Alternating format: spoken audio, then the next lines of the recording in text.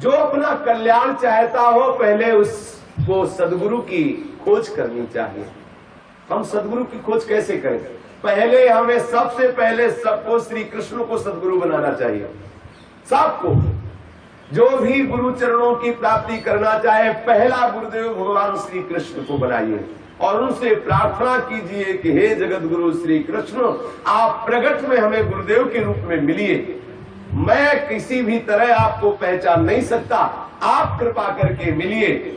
तो भगवान ही गुरुदेव के रूप में आएंगे। बंदो गुरुपद कंज कृपा सिंधु नर रूप हरि, महामोहतम पुंज जासु वचन रवि कर निकर। साक्षात हरि ही कृपा अवतार धारण करते। कृपा अवतार है गुरुदेव का स्वरूप। क्या है ये? कृपा अवतार। ये हमारे लिए अवतार हुआ है गुरुदेव का। जो हमारे गुरुदेव भगवान है ये हरि का कृपा बपू है, ये कृपा अवतार हरि का है।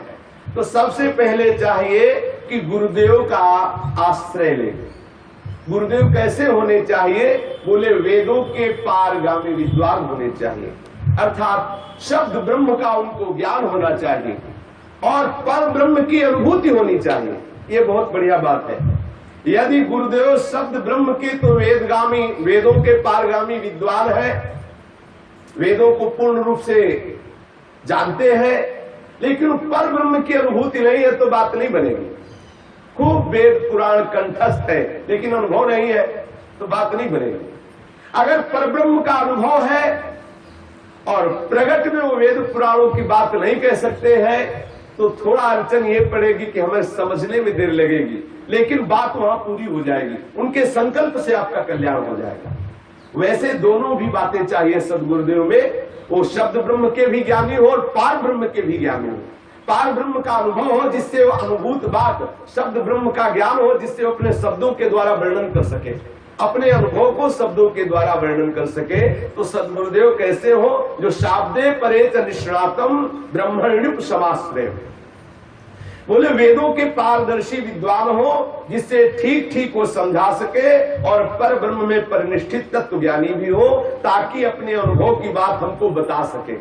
अब अनुभव तो हुआ है लेकिन वो बात बताने के लिए उनको शब्द का ज्ञान नहीं तो कैसे बतावे?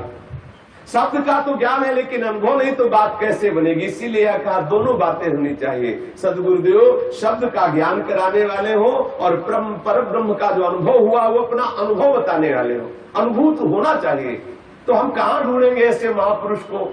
ऐसे महापुरुष तो बड़े दुर्लभ है। वासुदेवा सर्वमित स महात्मा सुदुर्लभा। तो क्या करें? जो जानते हैं उन्हीं की शरण में होते हैं। जानते कौन? प्रभु जानते हैं।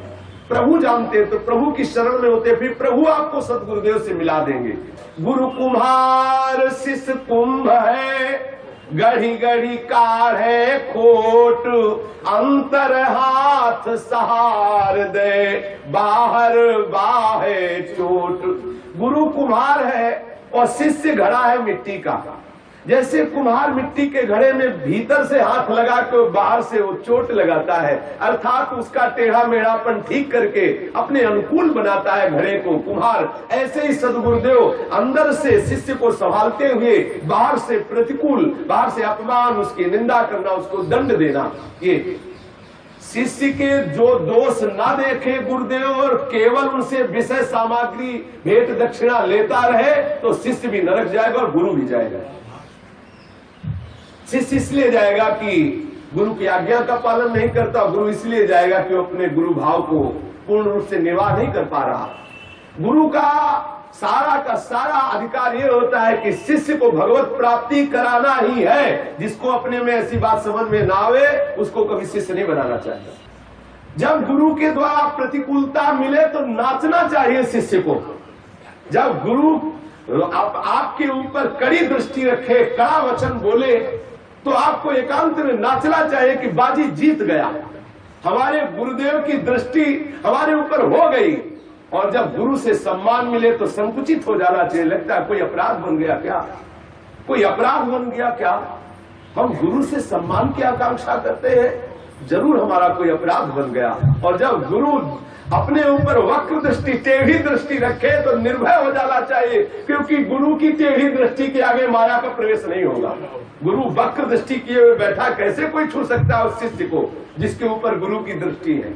जिससे बहुत प्यार किया जाता है, उसके ऊपर वक्र दृष्टि रखी जाती है कि कोई भी दोष स्वप्न में इसको छू न सके। सोचो कितना प्यार गुरुदेव करते हैं। और अज्ञानी जीव नहीं जान पाता कि जो बाहरी लोग आते हैं उनको तो बड़े प्यार से मिलते हैं, हम लोग जो सेवा करते हैं रात दिन हमको डांटते ही रहते हैं। ऐसा कि हम जो बाहरी लोग आते हैं उनको तो प्रसाद देते हैं, प्यार से बात करते हैं, और हम लोग रात दिन सेवा में रहते हैं, हम लोगों के ऊपर तो बड़ी कड़ी दृष्टि रखते हैं और डांटते रहते हैं, फटकारते रहते हैं, कैसे भगा देंगे, ऐसे अपमानित करते रहते हैं। पता नहीं यहाँ क्या हो रहा है, यहाँ वही हो रहा है जो मंगल होना है। बस इतना समझ लो। कभी विचलित नहीं होना चाहिए शिष्य को। जो गुरुदेव की डांट में, गुरुदेव की फटकार में पास हो गया वो पास हो गया। यदि तुम्हारे गुरु बहुत दूर बसते हो, जैसे बनारस में गुरु बस रहे हो, चेला समुद्र के किनारे रह रहा हो, अर्थात संयोग बसात यदि गुरु से बहुत दूर रहने का अवसर मिला है, तो जो गुरु जी ने आदेश किया वो आदेश पालन करते हुए गुरु का चिंतन करते रहो। गुरु के हृदय की सारी साधनात्मक वस्तु आपके हृदय में आ जाएगी। अगर आप गुरु के शरीर के समीप भी नहीं हो तो जो गुरु के हृदय में, वो अपने आप आपके हृदय में आ जाएगा। गुरु को सिर राखिए चलिए आज्ञा माही, कहे कबीर दास को तीन लोक भय नाही।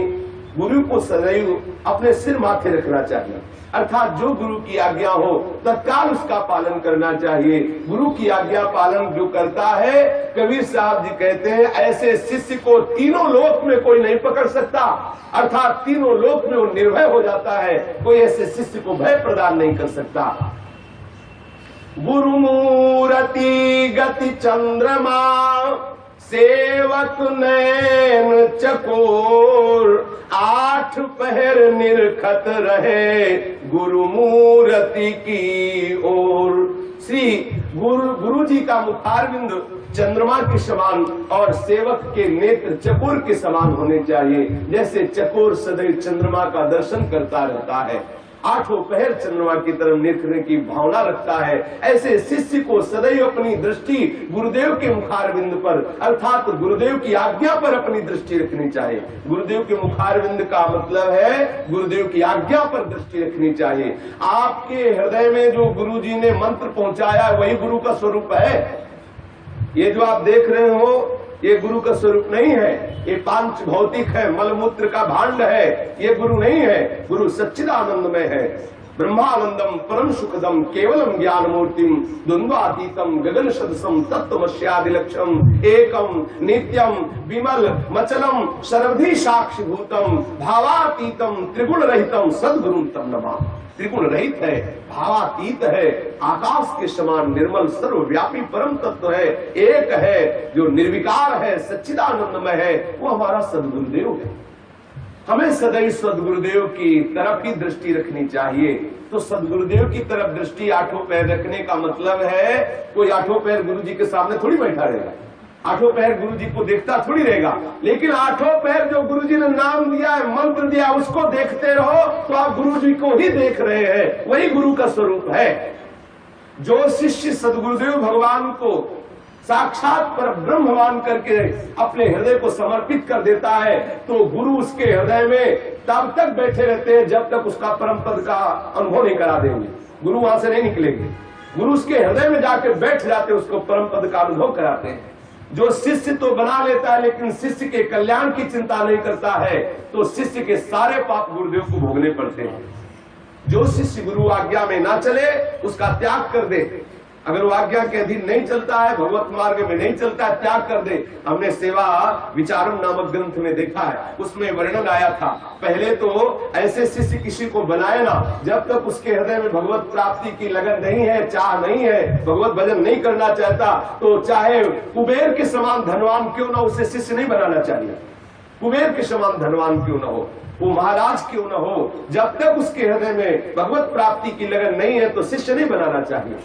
और शिष्य बनाने के बाद सारी जिम्मेदारी गुरु की होती है, वो अपने तप से, अपने भजन के प्रभाव से शिष्य के दोषों का नाश करके और उसे भगवत प्राप्ति कराए, ये जिम्मेदारी गुरु की है, ऐसा थोड़ी खेल। लेकिन शिष्य सर्वतोभावेन गुरु के चरणों में समर्पित हो जाए। ध्यान का मूल क्या है? गुरु की मूर्ति। वो बड़े भाग्यशाली जो अपने ध्यान में गुरुदेव को देखा करते हैं।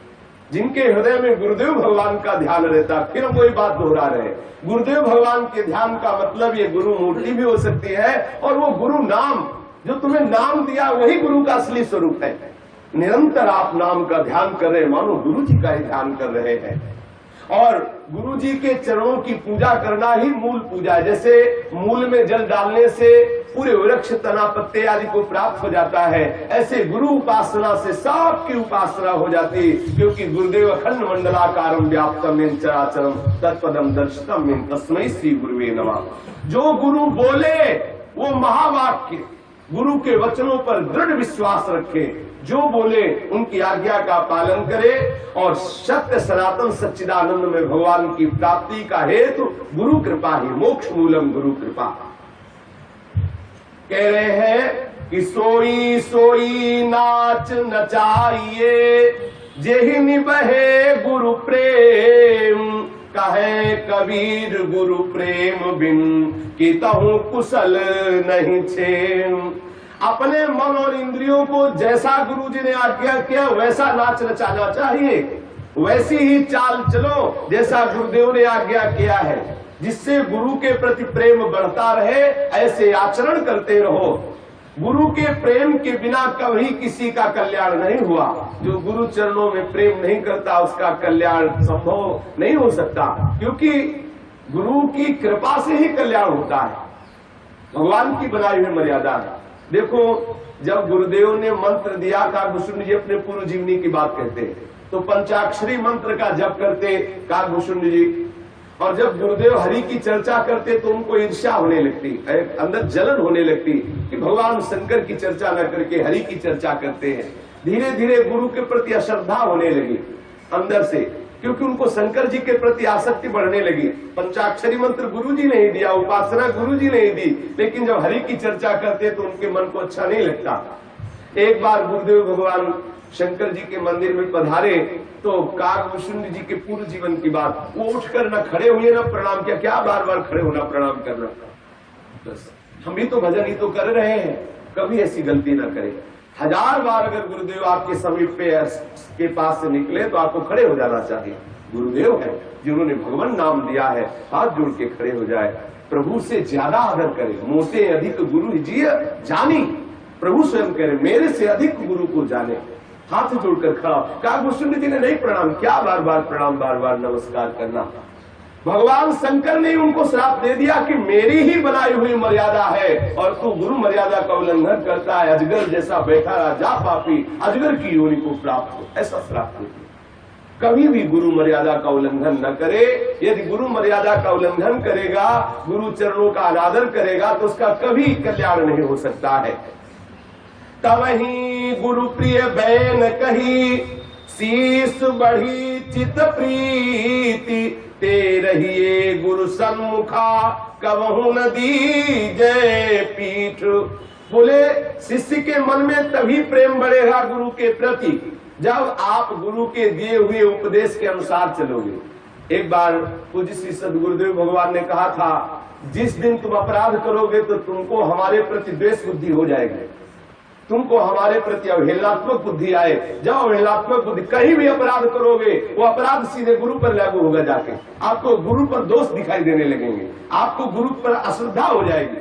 ध्यान रखना, अपराध कहीं कर रहे हो और प्रभाव ये दिखाएगा, वो अपराध सीधे गुरु पर दोष दर्शन कराएगा, गुरु पर अश्रद्धा करा देगा।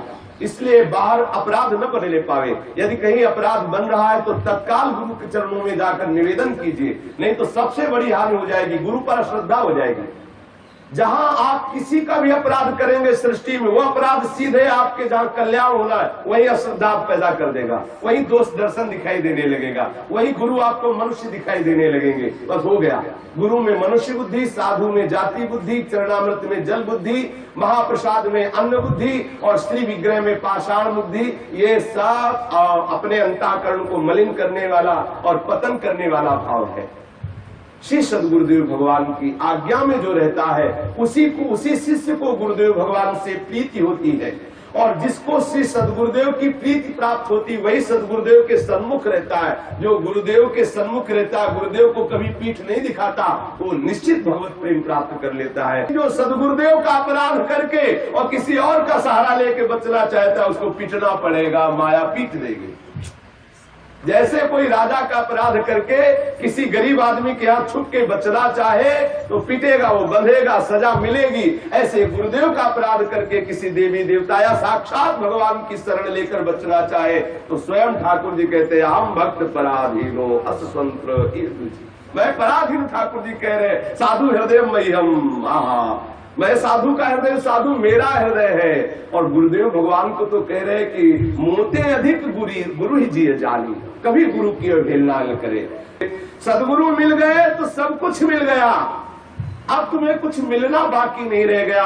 और यदि सदगुरु नहीं मिले तो माता पिता पुत्र भाई पति, ये तो घर घर है, ये तो सबके है। यदि सदगुरु मिल गया तो सब कुछ प्राप्त हो गया। सतगुरु को माने नहीं अपनी कहे बनाई, कहे कबीर क्या कीजिए और मता मनमाए। जो सदगुरु के बताए हुए मार्ग पर तो चलता नहीं, उल्टी सदगुरु की बातों को जो तर्क के द्वारा उनको काटता है, नहीं ऐसा नहीं, ऐसा है, ऐसा नहीं, ऐसा है, उल्टी सीधी बातें गढ़ छोल करके कहता है। कबीर साहब कहते हैं, ऐसे साधक का कभी क्या कल्याण हो सकता है? वो क्या कर पाएगा? उसके मन में तो सदैव उल्टा ही विचार आएंगे। जो सदगुरु की अवहेलना करता है, उल्टा विचार, काम क्रोध लोभ मोह मद मत्सर आदि आएंगे। कबीर साहब कहते हैं, बिना सतगुरुदेव की शरण आए किसी का कल्याण नहीं हो सकता।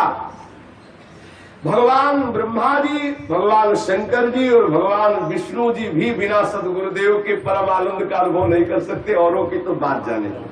अब आप इस रूप में देख लो, भगवान राम जी विश्वामित्र जी के चरण चाप रहे हैं, वशिष्ठ जी के चरणों में बैठकर उपदेश सुन रहे हैं। अखिल लोगों को सुख प्रदान करने वाले समस्त ज्ञान के भंडार भगवान श्री कृष्ण संदीपनी ऋषि के चरणों में बैठ करके श्रवण कर रहे हैं। बिना गुरु के जब ये महापुरुष प्रकट हुए स्वयं और ऐसी लीला करके दिखाए कि बिना गुरु के वो वस्तु की प्राप्ति नहीं हो सकती जो वस्तु स्वरूप है। तो कबीर जी कह रहे हैं, इन जीवों की क्या बात है जो अभिमान किए बैठे कि बिना गुरु के मोक्ष हो जाएगा, बिना गुरु की बात बन जाएगी। जो भी करोगे अभिमान को पुष्टि करेगा, जब तक अभिमान रहेगा बात बनने की लगेगी।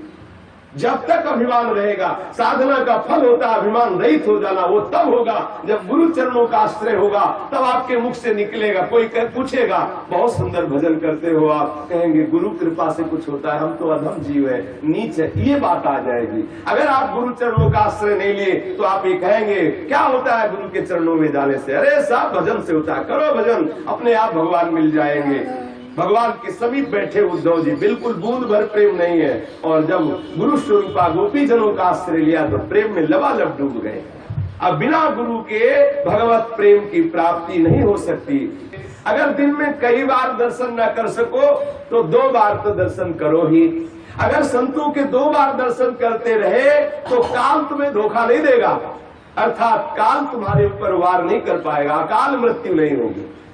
जो 2 बार संतों का दिन में दर्शन करते हैं उनको काल धोखा नहीं देता, अर्थात अकाल मृत्यु नहीं होती, कोई भारी विपत्ति उनके जीवन में नहीं आती। सूली की सजा कांटे से बनकर टल जाती है।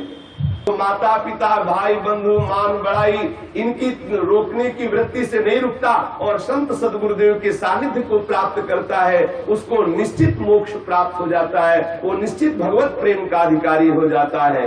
तुम्हारे घर कोई संत आ रहे हैं, सदगुरुदेव आ रहे हैं, भाव चढ़ा के देख रहे, अब आएंगे इनकी दंडवत करनी पड़ेगी, इनकी सेवा करनी पड़ेगी। बोले वो मरेगा तो गांव का चांडाल बनेगा, एक कोने में बसेगा गंदे आचरण करने वाला।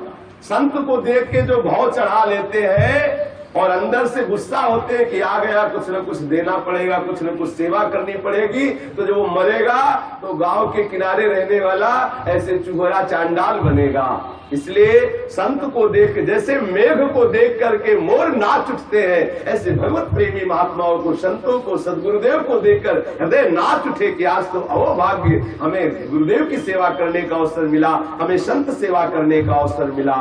साधु आवत देख कर हंसी हमारी देह, माथा का ग्रह उतरा नैनन बढ़ा स्नेह। संत को देख करके जो आनंदित हो जाते हैं और साष्टांग दंडवत या पंचांग दंडवत करते हैं, उनके माथे के जितने विघ्नकारी ग्रह होते हैं ना, उनको ग्रह उतारने के लिए मंत्र नहीं पढ़ना पड़ता। जो संतों की दंडवत करते रहते हैं उनके अशुभ ग्रह अपने आप उतर जाते हैं। शनिचर राहु केतु जितने हैं ना, ये सब उतर जाते हैं। देख लो, बढ़िया उपाय मिला। जो भी वैष्णव दिखाई दे बस सर झुका दो तो तुम्हें कोई ग्रह परेशान नहीं करेगा। अगर सर नहीं झुकाया तो दूसरे के भी ग्रह तुम्हारे ऊपर आ जाएंगे। ते सिर कट तुमर समतूला जेन नमत हरि गुरु पद मूला। जीवित 100 समान ते प्राणी, क्या जिन हरि भगत हृदय में यानी जीवित 100 समान ते प्राणी। सद्गुरुदेव भगवान और संतों के दर्शन करते हुए, उनकी आज्ञा का पालन करते हुए, उनकी आज्ञा पालन करना ही उनकी पूजा है। एक एक श्वास से निरंतर नाम जप करते हुए जीवन बिताया जाए, यही सद्गुरुदेव की पूजा है और यही जीवन का परम लाभ है। श्री सद्गुरुदेव भगवान की जय।